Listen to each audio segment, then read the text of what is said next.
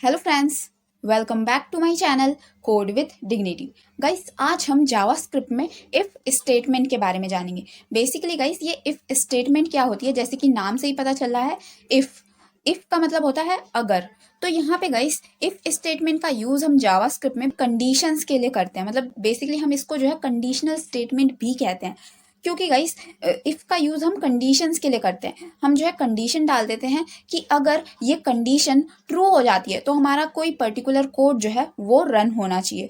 तो यहाँ पे जैसे कि मैं एक एग्जांपल के थ्रू आपको बताती हूँ। जैसे कि एक स्टूडेंट है, अगर उस स्टूडेंट के मार्क्स 90% या फिर 100% के बीच में आते हैं तो उसको ए ग्रेड मिलना चाहिए, या फिर उस स्टूडेंट के मार्क्स 80% से लेकर 90% के बीच में आएगा तो उसको बी ग्रेड मिलना चाहिए। तो इस तरीके से गाइस, ये जो है एक कंडीशन हो गई।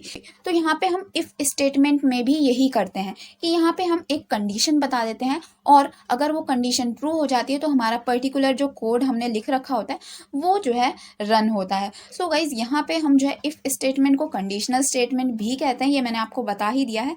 पर गाइज, यहाँ पे जावास्क्रिप्ट में इफ स्टेटमेंट ही नहीं आती है, बल्कि और भी कंडीशनल स्टेटमेंट जावास्क्रिप्ट में आती है जिनका हम यूज़ करते हैं। सो यहाँ पे मैं आपको बता देती हूँ। यहाँ पे इफ स्टेटमेंट के अलावा भी यहाँ पे आती है इफ एल्स, और फिर यहाँ पे आती है इफ एल्स इफ, और एक और आती है स्विच केस। सो गाइस, ये चारों जो है कंडीशनल स्टेटमेंट आती हैं जावास्क्रिप्ट में, जिसमें हम जो है इस वीडियो में इफ स्टेटमेंट के बारे में जानेंगे। और ये जो तीनों स्टेटमेंट हैं इन्हें जो है हम आगे आने वाली वीडियो में जानेंगे। सो इन तीनों को मैं यहाँ से हटा देती हूँ अभी, क्योंकि इनकी ज़रूरत नहीं है। तो यहाँ पे गाइस, अब हम यहाँ पे एग्जाम्पल के थ्रू जान लेते हैं कि किस तरीके से हम इफ स्टेटमेंट को लिख सकते हैं। सो यहाँ पे गाइस, सबसे पहले मैं एक वेरिएबल बना लेती हूँ। जैसे कि यहाँ पे मैं वैर ए ले लेती हूँ और यहाँ पे इक्वल लगा के इसमें कोई वैल्यू असाइन कर देती हूँ। जैसे कि यहाँ पे ले लेती हूँ 10। ओके गाइस, इस तरीके से ले लिया। अब गाइस, यहाँ पे हम इफ स्टेटमेंट का यूज़ करेंगे। यहाँ पे मैं लिख दूंगी इफ, और फिर यहाँ पे हमें जो है पैरेंथेसिस लगाने हैं। यहाँ पे मैंने पैरेंथेसिस लगा दिए हैं। अब इस पैरेंथेसिस में हमें हमारी कंडीशन लिखनी है। तो यहाँ पे मैं एक कंडीशन लगा देती हूँ। जैसे कि यहाँ पे मैं लिख देती हूँ ए ग्रेटर देन 15। सो ये कंडीशन लगा दी है। एंड अगर गाइस, ये कंडीशन जो है ट्रू हो जाती है तो हमारा जो एक कोड है वो एग्जीक्यूट होगा। तो उस कोड को लिखने के लिए यहाँ पे हमें कर्ली ब्रेसेस लगाने होते हैं। तो यहाँ पे मैं कर्ली ब्रेसेस लगा देती हूँ और इसमें हमें अपना कोड लिखना पड़ता है। तो यहाँ पे मैं जैसे कि लिख देती हूँ डॉक्यूमेंट डॉट राइट राइट, और इसमें मैं लिख देती हूँ जैसे कि ए इज ग्रेटर देन 15। इस तरीके से मैंने लिख दिया है।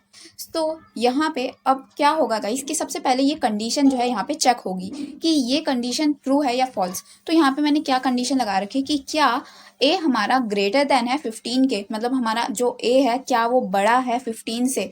तो यहाँ पे हमारा ए जो है 10 है, तो वो बेसिकली बड़ा नहीं है 15 से। तो ये बेसिकली हमारी फॉल्स कंडीशन हो जाएगी। ओके गाइस, और मैंने ये कहा था आपको कि अगर ये कंडीशन ट्रू होती है तभी जो है हमारा इस कर्ली ब्रेसेस में हमने जो भी कोड लिखा होगा वो एग्जीक्यूट होगा। सो यहाँ पे मैं सेव करके आपको रिजल्ट दिखाती हूँ। सेव किया एंड फिर यहाँ पे रिफ्रेश किया तो यहाँ पे कुछ भी शो नहीं हो रहा है। और अगर यहाँ पे मैं इसको यहाँ पे अगर 20 कर दूँ, ए को सेव किया मैंने एंड फिर यहाँ पे रिफ्रेश किया।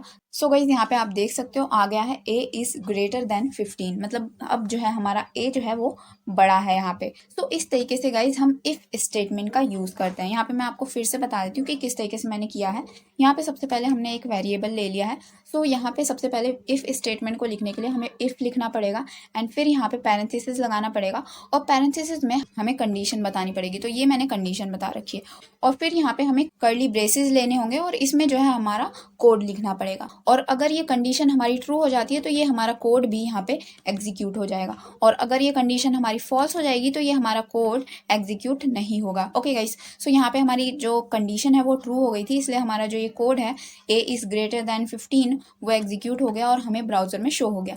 तो इस तरीके से गाइस इफ कंडीशन या फिर कहें कि इफ स्टेटमेंट वर्क करती है। सो आई होप गाइस, यहाँ तक आपको इफ स्टेटमेंट के बारे में सब कुछ अच्छे से क्लियर हो गया होगा। नेक्स्ट वीडियो में हम इफ एल्स स्टेटमेंट के बारे में जानेंगे। उससे आगे आने वाली वीडियो में हम इफ एल्स इफ और स्विच केस के बारे में जानेंगे। और गाइस साथ ही साथ आपको इन सभी स्टेटमेंट्स में डिफरेंस भी पता चलने लग जाएगा, तो उन वीडियोस को भी आप ज़रूर देखिएगा। और अगर गाइस आपको ये वीडियो अच्छा लगा हो तो वीडियो को ज़रूर लाइक कीजिएगा, अपने फ्रेंड्स के साथ इस वीडियो को ज़रूर शेयर कीजिएगा। और गाइस अगर आप हमारे चैनल पर नए हैं तो चैनल को सब्सक्राइब करना बिल्कुल भी मत भूलिएगा एंड बेल आइकन को भी दबा दीजिएगा ताकि आपको हमारे वीडियोज़ के लेटेस्ट अपडेट टाइम पर मिल जाए। Thanks for watching guys.